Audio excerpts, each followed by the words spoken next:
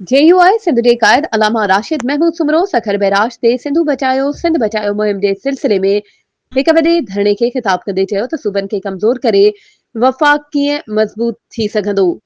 91 record तहत जेको पाणी मिलणो आहे इन जो बि 55% घटि मिली रहियो आहे त चोलिस्तान केनाल लाइ पाणी किथां आणींदा।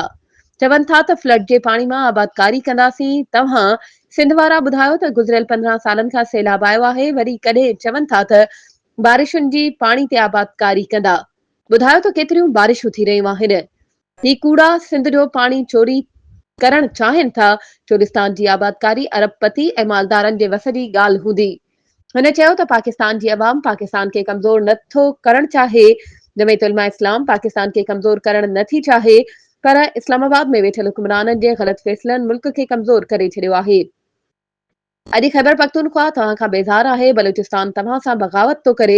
सिंध सरापा एहतिजाज बणियल आहे। इन मौक़े ते JUI सिंध जो अमीर मौलाना अब्दुल कयूम हालेजवी, मुफ्ती सऊद अफज़ल हालेजवी, मौलाना मोहम्मद सालेह इंधण, डॉक्टर AJ अंसारी, मौलाना अब्दुल्ला महर, मौलाना अब्दुल हमीद महर, सैयद वलीउल्लाह शाम रोटी, मौलाना मोहम्मद तैयब मेखू, आगा तैमूर पठान ऐं ॿियनि तकरीरनि में चयो त आलमी शरई तारीख़ी फ़ैसिलनि तहत सिंध दरिया जे बछड़ी सिंध आहे। इन करे पंजाब सिंधु ते केनाल डैम या बंद नथो ठाहे सघे ऐं चयो त सिंधियुनि खे बग़ावत तरफ़ न धिकियो वञे। धरणे सबबि 10 किलोमीटर रस्तो ब्लॉक रहियो। होॾां सखर बैराज मां वारी उॾामंदे अवाम ज़ालिमनि खे पिठियूं पाराता ॾींदा रहिया।